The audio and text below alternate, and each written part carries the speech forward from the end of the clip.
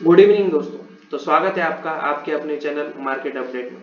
आज हम जानेंगे what is IPO, what is the process of IPO, IPO होता क्या है बेसिकली। ये वीडियो देखने के बाद आपके आईपीओ के रिगार्डिंग सारे डाउट्स क्लियर हो जाएंगे। जब एक प्राइवेट कंपनी पब्लिक से पैसा पहली बार रेज करती है अपने स्टेक्स बेचकर, तो उसे कहते हैं आईपीओ। इतना सिंपल डेफिनेशन है। इसका फुल फॉर्म है इनिशियल पब्लिक ऑफर। तो आप ये कहेंगे क्या कंपनी दूसरी बार भी पैसा रेज करती है? हाँ, कर सकती है। तो उस प्रोसेस को कहते हैं एफपीओ। उसका फुल फॉर्म है फॉलो ऑन पब्लिक ऑफर या फर्दर पब्लिक ऑफर। तो हम जानते हैं सबसे पहले कि कंपनी आईपीओ क्यों लाती है, उसके रीजंस क्या क्या है। सबसे पहला रीजन और मेन रीजन होता है कि कंपनी को अगर एक्सपांड होना होगा तो कंपनी आईपीओ लेके आती है। दूसरा रीजन कि कंपनी के ऊपर अगर ज्यादा लोन हो गया होगा, वो पे करने के लिए कंपनी आईपीओ लाती है। तीसरा reason exit to previous investor. अगर प्रीवियस इन्वेस्टर को एग्जिट होना होता है, ये बेसिकली कंपनी के एम्प्लॉइज होते हैं जिन्हें लिस्टिंग से पहले शेयर दिए जाते हैं, उनको अगर एग्जिट होना होता है तो उसके लिए भी कंपनी आईपीओ लाती है। आगे हम एक एग्जांपल से समझेंगे कि आईपीओ क्या है।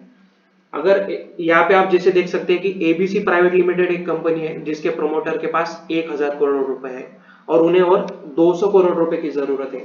उन्हें मनी की जरूरत है। तो कंपनी क्या करेगी? सबसे पहले बैंक के पास जा सकती है वो, या फिर पब्लिक के पास जाएगी।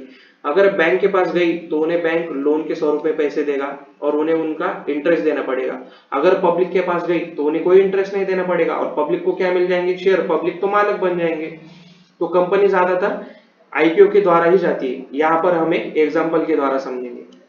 हमने सबने एक गुरु मूवी देखी है जिसमें अभिषेक बच्चन जी ने काम किया है, जो कि धीरूभाई के लाइफ के ऊपर थी। तो तब धीरूभाई को भी पैसे की जरूरत थी कंपनी चलाने के लिए।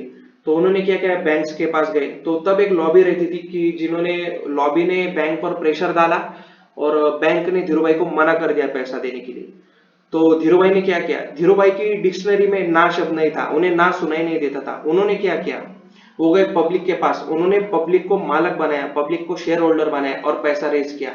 तभी तो उनका एक कोट है जो मैं आपके सामने दिखा रहा हूं, think big, think fast, think ahead, ideas are no one's monopoly.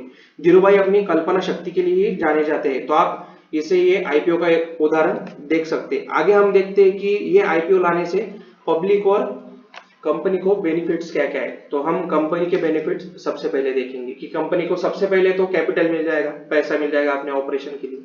दूसरा benefit, promoter decides valuation of IPO. इसका मतलब क्या है कि कंपनी के जो प्रमोटर है, पहले के जो मालक है, वो डिसाइड करते हैं आईपीओ का प्राइस।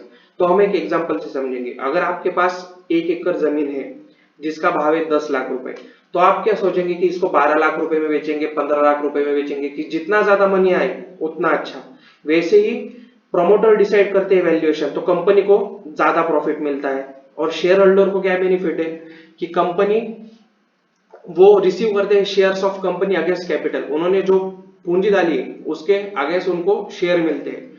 और दूसरा सबसे मेन बेनिफिट कि लिस्टिंग गेन मिलता है। लिस्टिंग गेन का मैं आपको आसान भाषा में मतलब समझता हूँ कि कंपनी जिस दिन बीएसई और एनएसई में लिस्ट होती है और उस दिन जो प्राइस डिफरेंस रहता है आईपीओ की प्राइस में और लिस्टिंग डे की प्राइस में, उसे कहते हैं लिस्टिंग गेन। हम एक एग्जांपल से समझेंगे। हाल ही में एक न्यूरेका का आईपीओ आया था जिसका आईपीओ प्राइस था 400 रुपए पर शेयर, और वो लिस्टिंग के दिन ही उसका प्राइस 635 पर वो लिस्ट हुआ। मतलब जो डिफरेंस है दोनों में का 635 और 400 में का, वो उनका गेन हुआ, उसे कहते हैं लिस्टिंग गेन। और चौथा रीजन, कंपनी अगर मतलब कंपनी के पास रिटेन अर्निंग ज्यादा हो गई और हम लॉन्ग टर्म शेयर होल्डर रहे, तो कंपनी अपना प्रॉफिट भी हमारे साथ शेयर करती है थ्रू डिविडेंड और कैपिटल एप्रिसिएशन। अगर आपको देखना है कि लॉन्ग टर्म होल्ड करने के बाद क्या होता है कि कैसे 10,000 रुपए के 12 करोड़ बनते हैं, तो हमने एक यहाँ पे आई बटन दिया है, वहां पे जाके आप इन्फोसिस की बोनस हिस्ट्री देख सकते हैं। आगे हम देखेंगे टाइप्स ऑफ आईपीओ।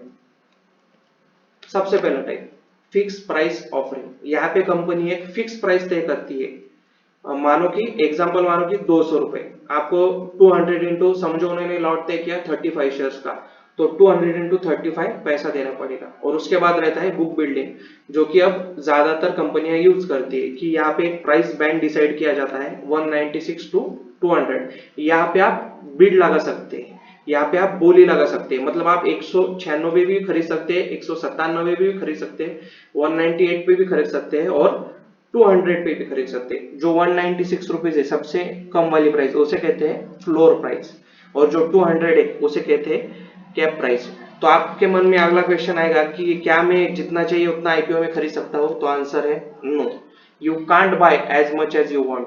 अब हम यहाँ पे एग्जांपल के रूप में देखिए, ये एक कंपनी का आईपीओ का डिटेल्स है कि यहाँ पे आप देख सकते हैं कि ओपन कब हो रहा था, क्लोज कब हो रहा था, इशू टाइप जो हमने देखा बुक बिल्ड इशू, यहाँ पे प्राइस बैंड दिया हुआ है, मार्केट लॉट कंपनी ने ही डिसाइड किया हुआ है 35 शेयर्स का, इशू साइज भी हमने देखा था 100 करोड़ इनको रेज करने के, उसे कहते हैं इशू साइज। तो हम यहाँ पे देख सकते हैं कि कंपनी ने डिसाइड किया है मिनिमम 1 लॉट लेना ही पड़ेगा या मैक्सिमम 14 लॉट्स, जिसमें शेयर है 35, और 35 के मल्टीपल्स में ही आगे आपको शेयर्स लेने पड़ेंगे। आप 2 लॉट भी अप्लाई कर सकते हैं, 3 लॉट भी अप्लाई कर सकते हैं।